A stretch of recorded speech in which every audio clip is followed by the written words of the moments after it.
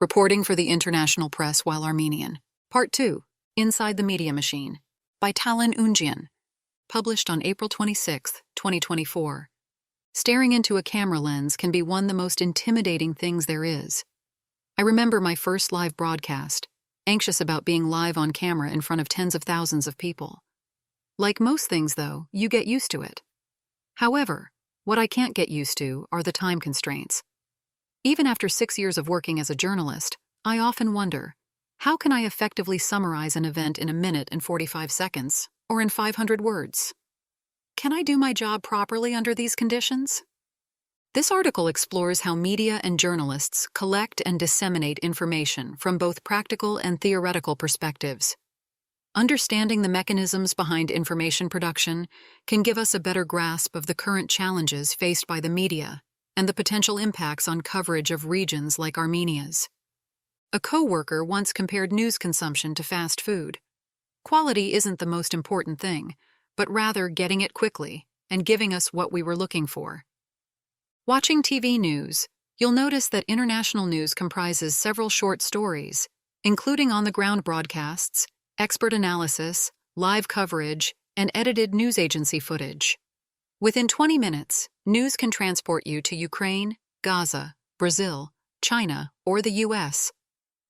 In the midst of this, correspondents appear on screen, reporting on current events in their region.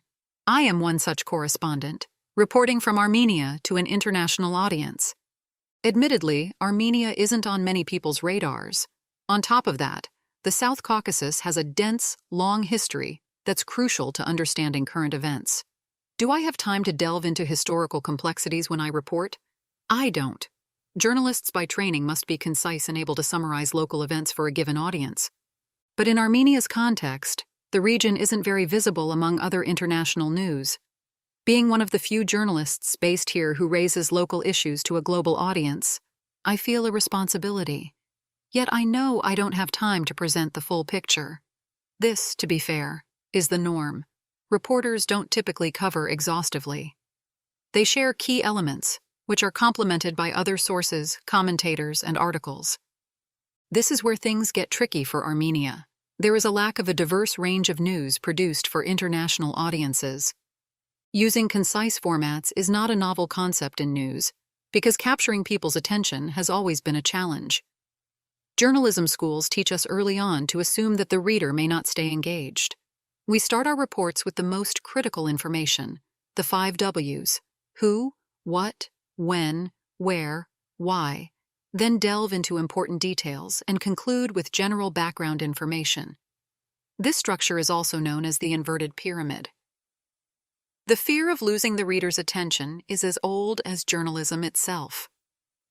Raya Roumanos, the co-director of the Journalism Institute of Bordeaux, and a researcher in information and communication science, explains, this fear is now institutionalized. What was once literary journalism has transformed into efficient journalism, and what mattered the most became how many newspapers you could sell. In a world where information supply is growing exponentially, the struggle for audience attention is fiercer than ever. Imagery plays a significant role in this, leading to a heightened demand for sensationalism. During the Artsakh blockade, attracting international press attention was challenging because we didn't have much to show. With the help of local journalists, we managed to produce a few reports showcasing the empty shelves and queues for bread in Stepanakert, as well as the Armenians of Artsakh stranded on the Armenian side of the border. However, interest from editors quickly dwindled. That changed on September 19th. The outbreak of war brought striking visuals of wartime footage and long car queues as people fled Artsakh. The crisis was now tangible, quantifiable, and visually impactful. Within a few days, media from around the world descended on Goris, but then attention shifted on October 7th to the Near East, and particularly to Israel and Gaza. Even the war in Ukraine briefly lost press attention, as did Artsakh and Armenia.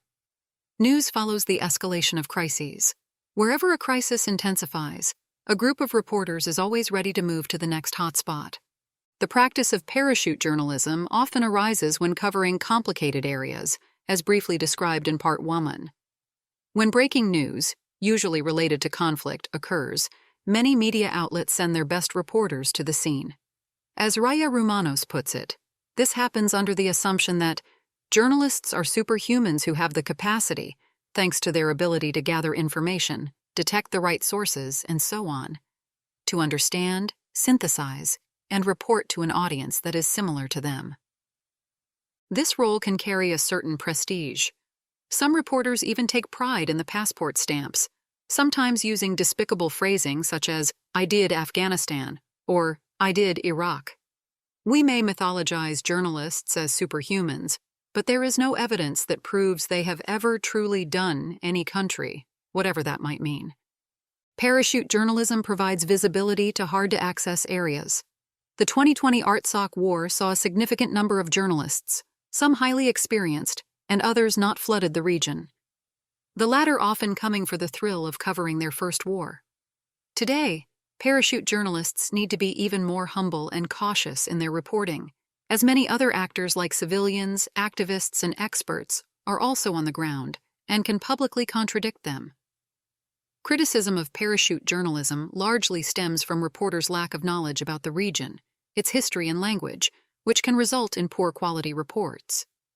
Some reporters never return to the field to follow up on the story. According to Anna Weeks, a journalist, media activist, and coordinator of the postgraduate diploma in media management at Rhodes University, adding a superstar ego complex to this scenario creates an ethical problem. The old-fashioned model hires mainly white journalists and sends them to conflict areas where they have no clue about what's going on, she explains. Few journalists stay and immerse themselves in the country. Others are people who consider themselves to be very tough. They're here to get a good war story and then leave. This is undesirable. That's why we need to give more space to local journalists. I was put in this position when I covered the war in Ukraine in June 2022. I don't speak Ukrainian or Russian, and I had to quickly catch up on a lot of historical and military information before going. My second trip was to the Kherson area in November 2022, right after the city had been liberated from the Russian military occupation. There, I saw how parachute journalists could sometimes race for a scoop. Certain media outlets wanted their logos to appear in unexplored territories, which sometimes led to irresponsible behavior. For instance, Sky News, a British media organization, was the first to reach the newly liberated city, even as the area was not safe.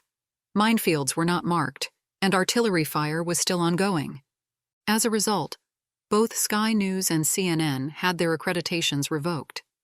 This made it more difficult for the rest of us to get authorization to report in and around Kherson. We ended up in a massive press tour bordering on the absurd. Dozens of buses filled with journalists were allowed into liberated Kherson for a few hours before being required to return to Mykolaiv. However, for Sky News, that didn't matter. They got there first. This epitomizes the essence of breaking news reporting. In the media landscape, not everyone adheres to this logic and format. While most mainstream media allocate some space for in-depth reports on specific topics, it is not the dominant model. This approach has its consequences, as Raya Roumanos says. Readers adapt to what is offered. If a media outlet decides to publish shorter, less intelligent articles, the public will adapt to this new editorial proposition.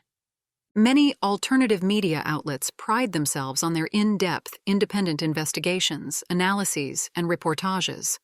However, they may not always be the most accessible to audiences. This is because they don't have as wide a reach as mainstream media and sometimes require a paid subscription. Despite their quality, they haven't overtaken mainstream news outlets, primarily because they are not as profitable. After all, a media company is still a business. One of the main challenges the media faces is maintaining financial viability. It's been centuries that we're questioning ourselves around the two finalities of journalism, Roumanos states. First, the ethical end, informing citizens democratically, which is generally what journalists care about. Second, the commercial end.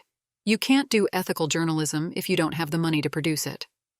Financial security is essential to ensure reliable, independent information. Nonetheless, achieving independence can be challenging, given the dominant ownership of media by both private and public sectors. Without delving into how private companies might exert editorial influence to favor their interests and the potential consequences for the quality of information, it's clear that most large corporations that own media companies prioritize profit over their civic duty to inform. In the United States, 6 companies own 90% of the media, while in France, 9 billionaires own 80% of the media. The ownership of the press by corporations necessitates a constant struggle to limit their influence, primarily led by journalists' unions and associations. These groups aim to protect their work from interference, with varying degrees of success. Advertisements play a major role in media financing. To attract advertisers, media outlets aim to maximize viewership. Audience attention is thus again at stake. Consequently, the media adapts its programming based on what appeals most to the audience. With the digitization of our lives, measuring audience engagement has become much simpler. Non-journalistic tools, notably algorithms, are now utilized to track where attention is directed. As Roumanos puts it, algorithms control the flow of information, not the journalist. This will affect audience metrics, and what is deemed interesting to the audience is measured by clicks. Consider state-owned media. Their content often looks similar to that of private companies, though one might assume their public mission would lessen the focus on profit. As Anna Weeks points out, even public broadcast follows a commercial structure with profit-making. If the government is capitalist, it wouldn't want to invest significant funds into the media and have it look completely different from the competition. Media financing models vary in their virtue, and none are perfect. Envisioning a model revolution is challenging in conditions where capitalist logic prevails. As a consequence, media policies may align with the government's. After the forcible displacement of over 100,000 Armenians from Artsakh last September, the majority had their first stop in Goris. Here they registered and received food and water after days on the road. As journalists, we were tasked with speaking to them and attempting to get interviews. Intruding on someone who has just lost everything feels awful, and many of us were hesitant to do it. Regardless, our discomfort was of little consequence, as most of those approached declined to be filmed. Their general response can be summarized as follows. For the last 30 years, you and your cameras came to tell the world what was happening, and here we are. Why would I talk to you now? The world doesn't care about us. Many journalists question the purpose and impact of their work, particularly when faced with immense catastrophes where their role may seem insignificant. Studies on the direct influence of the media yield mixed results. Amidst this debate arises the CNN effect, a theory suggesting that 24-hour live news coverage from around the world influences policymakers' decisions. Former U.S. Secretary of State James Baker highlighted this effect in his memoir, writing, "In Iraq, Bosnia, Somalia, Rwanda, and Chechnya, among others, the real-time coverage of conflict by the electronic media has served to create a powerful new imperative for prompt action that was not present in a less frenetic time." Yet we must not overestimate the power of the media. Raya Roumanos explains, "There's an inability to provide clear answers regarding the impact of journalistic work, as research is divided. The scientific consensus, however, is that there is no measurable, direct effect of the media on a citizen's actions. Information shared is first encoded by a journalist, and then decoded by its reader. That's the communication chain. While you can encode with an intention, it doesn't guarantee that the decoding will align your intended meaning. These encoding and decoding mechanisms depend on many factors: the journalist's profile, available resources, type of media, geographical location, timing the story, the emotional state of the receiver, public opinion, and so forth. But some media have more impact than others in some communities. They can eventually guide our perception and define the main axes of good and evil, Roumanos says. This impact is evident in Israeli society regarding the genocidal war in Gaza. The Israeli mainstream media's framing of information tends to downplay the situation in Gaza. Linguist Noam Chomsky famously compared the media's treatment of the genocide in Cambodia and Indonesian attacks on East Timor. Both incidents had similar levels of atrocities and peaked in 1975. However, the United States' involvement was more apparent in East Timor, where 90% of the arms provided to Indonesia originated from the U.S. This received very little coverage, whereas the Khmer Rouge mass murders frequently made headlines. Chomsky believed that the media contributes to history because all reports and articles will eventually be archived. These archives will be consulted by future historians and researchers. Thus, the way information is framed can have significant consequences. According to the 2022 CRRC's Caucasus Barometer survey, the media is the least trusted institution among the Armenian public. This mistrust is partly due to the conflict between ethical and commercial objectives. However, the general distrust isn't only towards the media. It also extends to central institutions, government, and elites, who are often accused of having their own agenda and imposing it on others. In their book, Manufacturing Consent, Chomsky and Herman explore the collusion between power and the media. This relationship is maintained in part by the predominance of official sources in news reports. They argue that by presenting these sources as above suspicion, the media maintains its ethical integrity, and public institutions become purveyors of labeled information. When governments choose certain words, the media might also repeat them. Consider how seldom the international press used the term ethnic cleansing to describe the events in Artsakh last September. One notable example occurred at a press conference in Kornidzor.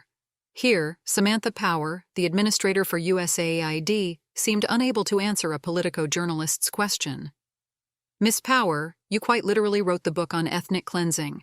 As you're surrounded by people who fled their homes, are you ready to say that that's what this is?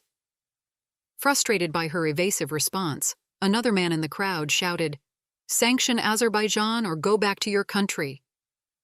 The world has been notably impacted by the U.S.'s official stance on the situation in Gaza, which refrains from condemning Israel for its ground force operations. Furthermore, some analysis indicates that major U.S. newspapers tend to favor Israel in their war coverage.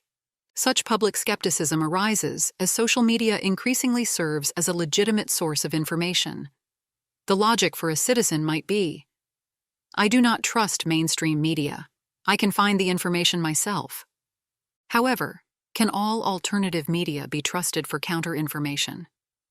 How should we handle fake news online and the terrifying amateur footage that appears in our feeds and Telegram chats, as Armenians saw in 2020 and 2022? This worrisome situation highlights the ever-growing need for quality journalism. But how can we ensure Armenia receives adequate attention in the international news landscape, given its interconnections with other conflicts? In Part 3, I'll discuss potential solutions and reflections to work toward this goal.